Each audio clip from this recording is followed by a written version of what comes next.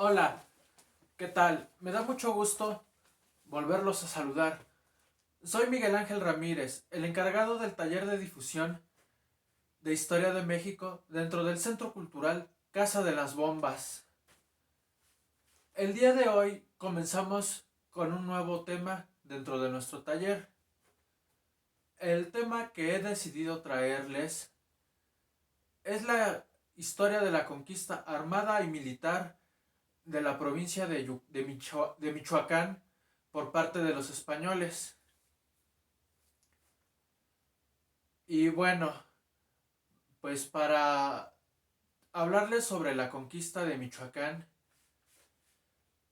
les he decidido hablar de este tema porque considero que en cuanto a los temas de difusión de historia de México, se tiene una visión bastante céntrica, donde muchas veces solamente se cuenta lo que sucedió en la capital del país o en las regiones del Valle de México, cuando hay muchas otras regiones que bien valdría la pena conocer lo que sucedió ahí. Y ya procediendo como tal a contarles sobre la historia de la conquista de Michoacán por parte de los españoles, pues así viene la cosa. Tras la caída de la ciudad de México Tenochtitlan el 13 de agosto de 1521,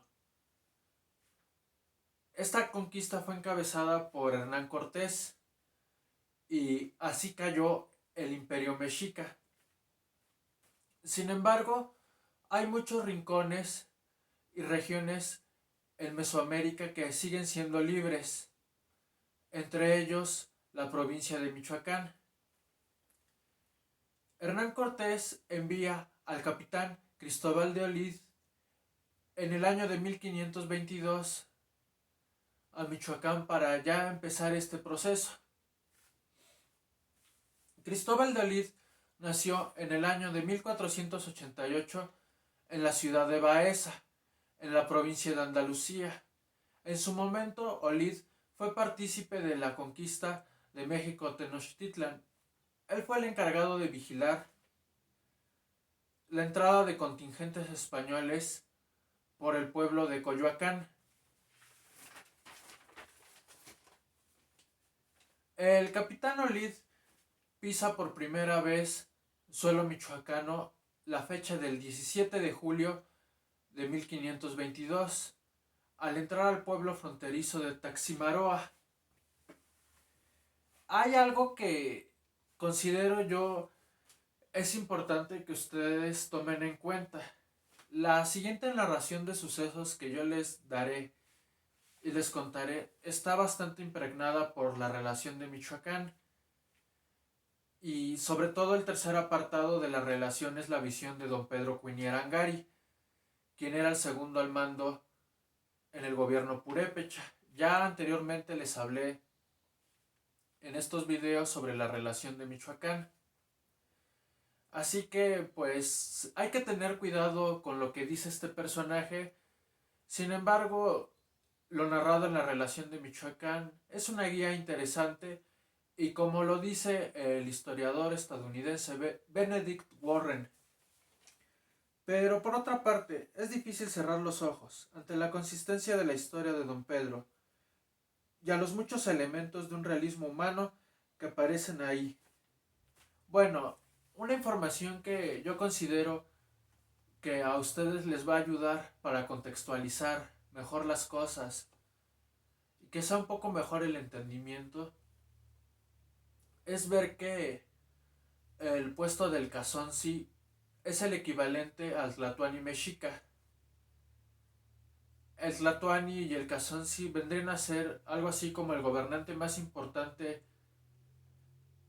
en sus respectivas entidades, y ambos tenían un segundo al mando. En el caso de los mexicas es el Cihuacóatl y en el caso de los purépechas es el Angatacuri, que es don Pedro Cuiniarangari.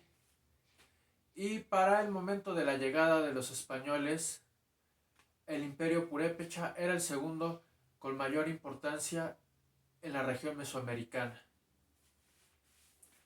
El Casonzi Francisco Tangaxuan, al enterarse de la llegada de los españoles a Michoacán, envía a don Pedro a reunir gente para poderles hacer la guerra.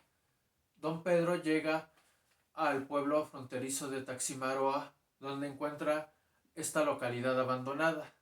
Ahí es apresado, es hecho prisionero y será presentado frente a Cristóbal de Olid.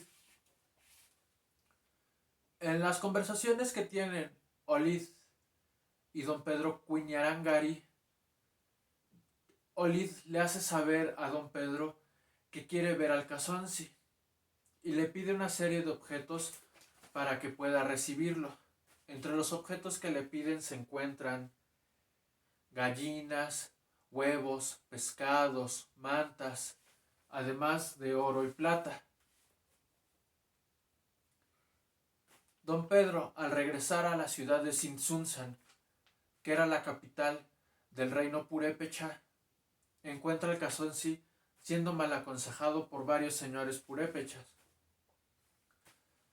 Estos señores purépechas, entre los que estaba el consejero Timas, le decían al Casonzi que no recibiera a los españoles, que mejor se suicidara, que para ello necesitaba amarrar pesadas cargas de metal a su cuerpo y luego arrojarlas al lago de Pátzcuaro.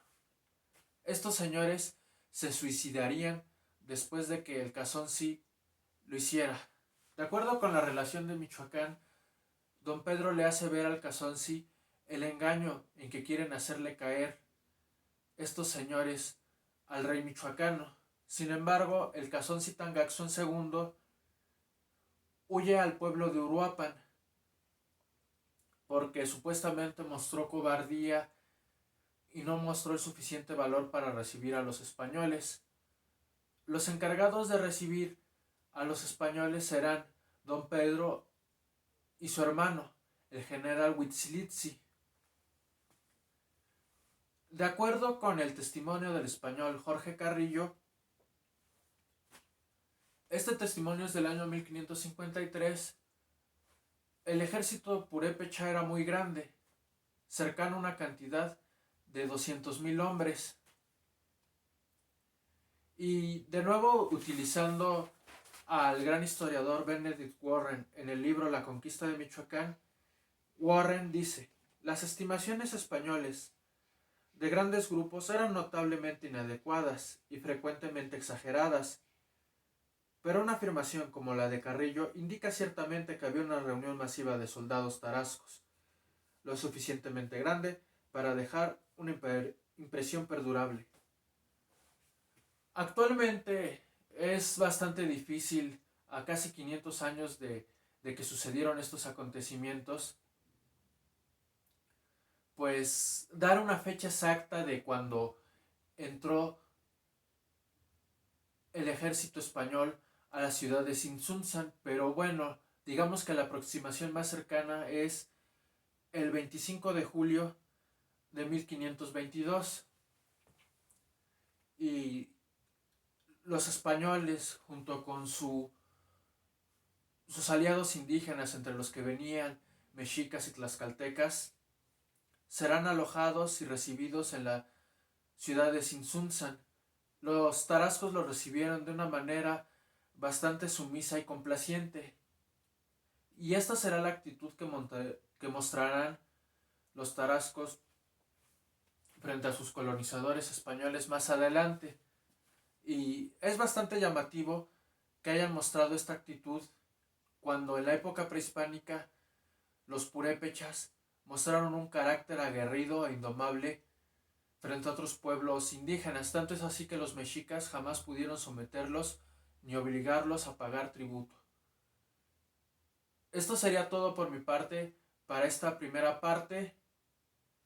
Les agradezco por su atención y que estén muy bien.